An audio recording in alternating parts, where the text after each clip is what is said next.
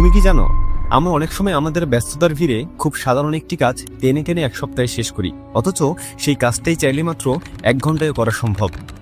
ভাবো তো, যদি হঠাৎ তোমার হাতে এমন একটি জাদুকরী সময় মেশিন আসে যার মাধ্যমে মাত্র 1 ঘন্টায় 7 দিনের কাজ শেষ করা সম্ভব হতো, তাহলে তোমার জীবন কতটা বদলে যেত। আসলে এখানে কোনো জাদুর বিষয় নেই, এটি হলো ডিপ ফোকাস, স্মার্ট প্ল্যানিং এবং টাইম ম্যানেজমেন্টের শক্তি। যেমন মাঝে মাঝে আমরা কোনো কাজে এতটাই মগ্ন হয়ে যাই যে ঘন্টার পর ঘন্টা কেটে গেলেও আমাদের হুঁশ থাকে না, মনে হয় কিছুক্ষণ আগেই তো কাজটা শুরু করেছিলাম। কিন্তু যখন ঘড়ির কাঁটার দিকে তাকাই তখন অবাক না হয়ে পারা যায় না। তবে এমনটা কিন্তু সবসময় আমাদের সাথে হয় না। তবে নগর বায়োস্কোপের আজকের ভিডিওতে আমি তোমাদের সঙ্গে এমন এক গোপন ফর্মুলা শেয়ার করব যেটা ব্যবহার করলে তুমি মাত্র 60 মিনিটেই 7 দিনের কাজ শেষ করতে পারবে। হ্যাঁ, এত বছর ধরে যে কাজগুলো করতে পারোনি সেগুলো এখন খুব সহজেই করতে পারবে। জানলে অবাক হবে, আলবার্ট আইনস্টাইন 10 বছর ধরে একটি প্রজেক্টে কাজ করেছিলেন, কিন্তু তা শেষ করতে পারছিলেন না। তার ব্রেন ঠিকমতো কাজ করছিল না। দীর্ঘদিন চেষ্টা করার পরও যখন প্রজেক্ট শেষ হলো না, তখন তিনি অনেক বেশি হতাশ হয়ে পড়েছিলেন। একদিন তিনি প্রায় হার মেনে সবকিছু ছেড়ে দেওয়ার সিদ্ধান্ত নিলেন। কিন্তু অলৌকিকভাবে সেই দিনই তিনি এমন একটি ধারাবাহিকতায় প্রবেশ করলেন যার ফলে তার ব্রেন এক মুহূর্তের মধ্যেই একসাথে সক্রিয় হয়ে গেল, আর তাতেই তিনি জেনারেল রিলেটিভিটি সমাধান করতে সক্ষম হলেন। ঠিক একইভাবে রিচার্ড ভাগনার অনেকদিন ধরে মিউজিকের উপরে কাজ করছিলেন, কিন্তু শেষ করতে পারছিলেন না। হঠাৎ একদিন তিনি হাঁটতে বের হলেন।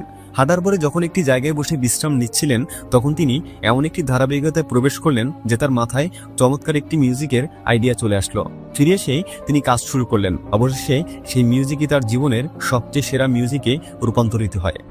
তবে মজার ব্যাপার হলো, এই ঘটনাগুলো কিন্তু একদম আচমকাই ঘটেছিল, কারণ হঠাৎ করে তারা এমন এক ধারাবাহিকতায় প্রবেশ করতে পেরেছিল। কিন্তু ভাবতো, যদি আমরা চাইলে নিজের ইচ্ছা মতোই সেই ধারাবাহিকতায় ঢুকে পড়তে পারতাম, তাহলে কেমন হতো। এই অবস্থায় তুমি যেই কাজই করো না কেন, তোমার সাফল্যের সম্ভাবনা অনেক গুণ বেড়ে যায়। এমন হতে পারে এই ভিডিওটা শেষ করার পরেই তোমার মাথায় হঠাৎ একটা স্টার্টআপ আইডিয়া চলে এলো, অথবা এমন একটা থিওরি যেটা একদিন পুরো পৃথিবী বদলে দিতে পারে। বিশ্বাস করো ভাই, এটা কোনো কল্পকাহিনী নয়। মানুষের জীবনে কখন কোন মুহূর্তে কোন পরিস্থিতিতে অবিশ্বাস্য কিছু ঘটে যাবে সেটা কেউই জানে না। একটা বাস্তব উদাহরণ দেই আমার নিজের জীবনের। এই যে আমাদের নগর বায়োস্কোপ চ্যানেলের সবচেয়ে বেশি ভিউ বা ভিডিও স্টিভ জবসের বিশ্ববিখ্যাত বক্তব্য নিয়ে বানানো ভিডিওটা, তার আইডিয়াটাও আমার মাথায় হঠাৎ করে এসেছিল। ব্যাস, আর দেরি না করে সঙ্গে সঙ্গে কাজ শুরু করে দিলাম, আর আজ সেটাই আমাদের চ্যানেলের সবচেয়ে জনপ্রিয় ভিডিও। তোমরা চাইলে এই ভিডিওটা দেখা শেষ করে স্টিভ জবসের সেই অনুপ্রেরণাদায়ক বক্তব্যটি দেখে আসতে পারো, লিংক ডেসক্রিপশনে থাকবে। সুতরাং লাইফে সাকসেসফুল হতে চাইলে শুধুমাত্র হার্ডওয়ার্ক করলেই হবে না, তোমাকে এটাও জানতে হবে যে কোথায় সেটা অ্যাপ্লাই করতে হবে এবং কোথায় কতটুকু কাজ করতে হবে। আমাদের মস্তিষ্ক প্রতিদিন প্রায় 60 থেকে 70 হাজার চিন্তা তৈরি করে। ভাবতো, এই চিন্তাগুলোর মধ্যে যদি অর্ধেকও একসাথে মাথায় আসে, তাহলে মনোযোগ দেওয়া কি আদৌ সম্ভব? এ কারণেই আমরা কোনো কাজ শুরু করলে হঠাৎ মনে পড়ে মোবাইলে মেসেজ এসেছে, কারোর সাথে কথা শেষ হয়নি, কিংবা সোশ্যাল মিডিয়ায় কি হচ্ছে সেটা চেক করতে হবে। ফলাফল হিসেবে গুরুত্বপূর্ণ কাজগুলো অসম্পূর্ণ থেকে যায়। তাহলে প্রশ্ন হলো, ফোকাস বাড়াবো কিভাবে? প্রথমত, ডিস্ট্রাকশন দূর করো। ডিস্ট্রাকশন মানে শুধু মোবাইল নয়, এটি হতে পারে আশেপাশের শব্দ, এলোমেলো চিন্তা, এমনকি মানুষের কথোপকথনও।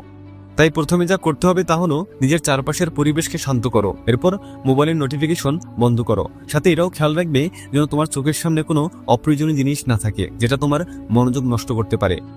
আর যদি একেবারেই নিয়ন্ত্রণ করতে না পারো, তাহলে কাজের সময় মোবাইলকে তোমার হাত থেকে দূরে সরিয়ে রাখো, কারণ মোবাইল যদি তোমার হাতে থাকে তাহলে ফোকাস কখনোই তোমার হাতে থাকবে না। দ্বিতীয়ত, এক সময়ে শুধু একটি কাজই করো। আমরা অনেক সময় ভাবি একসাথে অনেক কিছু করলে সময় বাঁচবে, কিন্তু বাস্তবে মাল্টিটাস্কিং মানে হলো মাল্টি ডিস্ট্রাকশন। তুমি একসাথে 10টা কাজ ধরতে গেলে কিছুই ঠিকমতো শেষ হবে না। তৃতীয়ত, সময়কে ভাগ করো। মানুষের মন একটানা ঘন্টার পর ঘন্টা মনোযোগ ধরে রাখতে পারে না, তাই সেরা পদ্ধতি হলো প্রোমোডোরো টেকনিক। এই পদ্ধতি সম্পর্কে আমাদের আগের বেশ কিছু ভিডিওতে কথা বলা হয়েছে, তাই আজ আর এ সম্পর্কে বিস্তারিত বলবো না। শুধু এটুকুই বলবো, এই টেকনিকে তুমি 25 থেকে 30 মিনিট কাজ করবে, তারপর 5 মিনিট বিরতি নেবে। এই ছোট বিরতি তোমার মস্তিষ্ককে রিচার্জ করে দেয়, ফলে আবার নতুন এনার্জি নিয়ে কাজে ডুবে যেতে পারো। যেমন ধর, একটা পেন্সিল দিয়ে একটানা লিখতে থাকলে পেন্সিলের মাথার ধার কমে যায়, যার জন্য লেখা অস্পষ্ট হয়ে পড়ে। আর লেখাকে স্পষ্ট করতে হলে কাটার দিয়ে পেন্সিলের মাথা আবার ধারালো করে নিতে হয়, তারপরেই লেখা স্পষ্ট হয়। আর আমাদের এই ছোট্ট ছোট্ট বিরতিগুলি আমাদের মস্তিষ্ককে ধারালো করে তোলে। আইজ্যাক নিউটন অনেকদিন ধরে ভাবছিলেন পৃথিবীতে জিনিসগুলো সবসময় কেন নিচের দিকেই পড়ে, কিন্তু তিনি যতই ভাবতে থাকেন ততই উত্তরটা যেন অধরাই থেকে যায়। একদিন তিনি বাগানে বসেছিলেন, হঠাৎ করে একটি আপেল গাছ থেকে পড়ে গেল, আর সেই সহজ দৈনন্দিন ঘটনাটাই তার চিন্তার দিগন্ত খুলে দিল। সেই মুহূর্তের অনুপ্রেরণাতেই তিনি আবিষ্কার করলেন মহাকর্ষ সূত্র, যে সূত্র একদিন পুরো পৃথিবীর বিজ্ঞানকে বদলে দিল। বছরের পর বছর চেষ্টার পর ঠিক সেই মুহূর্তের চিন্তাই তাকে বানিয়েছিল ইতিহাসের অন্যতম সেরা বিজ্ঞানী। আর্কিমিডিস রাজাকে প্রমাণ করতে চেয়েছিলেন সোনার মুকুট খাঁটি নাকি মিশ্র ধাতু দিয়ে বানানো, কিন্তু অনেক চেষ্টা করার পরেও কোনো উপায় খুঁজে পাচ্ছিলেন না। একদিন স্নান করতে গিয়ে দেখলেন পানি ছিটকে বাইরে চলে যাচ্ছে। হঠাৎ মাথায় আইডিয়া এলো কোনো বস্তুর আয়তন মাপা যাবে পানির স্থানচ্যুতি দেখে। সেই আবিষ্কারই জন্ম নিল আর্কিমিডিসের বিখ্যাত সূত্র। রাউলিং তার জীবনে অনেক ব্যর্থতা দেখেছেন, একসময় নিঃস্ব অবস্থায় ছিলেন, এমনকি ডিপ্রেশনে ভুগেছিলেন। ট্রেনে বসে একদিন হঠাৎ মাথায় আসলো একটা জাদুকর ছেলের গল্প, যার নাম হবে হ্যারি পটার। তারপর সে আইডিয়া থেকে শুরু হলো লেখা, যা তাকে কোটি কোটি মানুষের অনুপ্রেরণার পৃথিবীর অন্যতম ধনী লেখক বানালো। ফ্লেমিং ব্যাকটেরিয়া নিয়ে গবেষণা করেছিলেন, কিন্তু কিছুতেই সঠিক সমাধান পাচ্ছিলেন না। একদিন ল্যাবরেটরিতে ফেরত এসে দেখলেন এক পেট্রি ডিশে শ্বাস পড়ে গেছে আর আশেপাশের ব্যাকটেরিয়া মরে গেছে। হঠাৎ সেই ঘটনার সূত্রেই জন্ম হলো পেনিসিলিন, যা লাখো মানুষের জীবন বাঁচিয়েছে। ল্যারি পেজ স্ট্যানফোর্ড বিশ্ববিদ্যালয়ে পড়াশোনা করেছিলেন। অনেকদিন ধরে ইন্টারনেটের বিশাল তথ্য কিভাবে সাজানো যায় তা নিয়ে ভাবছিলেন। এক রাতে স্বপ্নে হঠাৎ মাথায় এলো, যদি ওয়েবসাইটগুলো লিঙ্কে একেবারের সাথে র্যাঙ্ক করা যায়। আর এই আইডিয়া থেকে জন্ম নেয় গুগল সার্চ ইঞ্জিন, এবং আজ সেটা বিশ্বের সবচেয়ে বড় কোম্পানিগুলোর একটি। স্যান্ডার্স জীবনে অনেক ব্যর্থতার মুখ দেখেছেন, 65 বছর বয়সেও কিছু করতে পারেননি, কিন্তু হঠাৎ মাথায় আইডিয়া এলো নিজের ফ্রাইড চিকেন রেসিপি দিয়ে একটা ব্যবসা শুরু করবেন। একে একে তিনি 1000 রেস্টুরেন্টে প্রস্তাব দিয়ে ব্যর্থ হন, কিন্তু হাল ছাড়েননি। অবশেষে KFC সারা দুনিয়ায় ছড়িয়ে পড়ে, আর তিনি হয়ে গেলেন কিংবদন্তি। বন্ধুরা, এতক্ষণ ধরে উদাহরণ হিসেবে যাদের কথা বললাম, তাদের প্রায় প্রত্যেকেই বছরের পর বছর চেষ্টা করেও সাফল্য পাননি, কিন্তু এক মুহূর্ত, এক আইডিয়া, এক চিন্তা তাদের জীবন সম্পূর্ণ বদলে দিয়েছে। নিউটনের মাথায় আপেল পড়া, আর্কিমিডিসের পানিতে ডুব, রাউলিংয়ের ট্রেন ভ্রমণ অথবা রেলিপেজের স্বপ্ন, এই মুহূর্তগুলো প্রমাণ করে তুমি যতই ব্যর্থ হও না কেন, একটা সঠিক আইডিয়া তোমার জীবনে আমূল পরিবর্তন আনতে পারে। আর এমন আইডিয়া আসতে পারে কেবলমাত্র ডিপ ফোকাস আর সঠিক মোমেন্টাম থেকে, এবং এই মোমেন্ট একমাত্র তুমি ক্রিয়েট করতে পারো শুধুমাত্র একটু আগে বলা 3টি কাজের মাধ্যমে। ডিস্ট্রাকশন দূর করা, একসাথে অনেকগুলো কাজ বা মাল্টিটাস্কিং না করা, এবং সর্বশেষ কাজ হলো সময়কে ছোট ছোট ভাগে ভাগ করা। ব্যাস, ডিপ ফোকাস আর মোমেন্টাম ক্রিয়েট করার জন্য এই 3টি কাজই যথেষ্ট।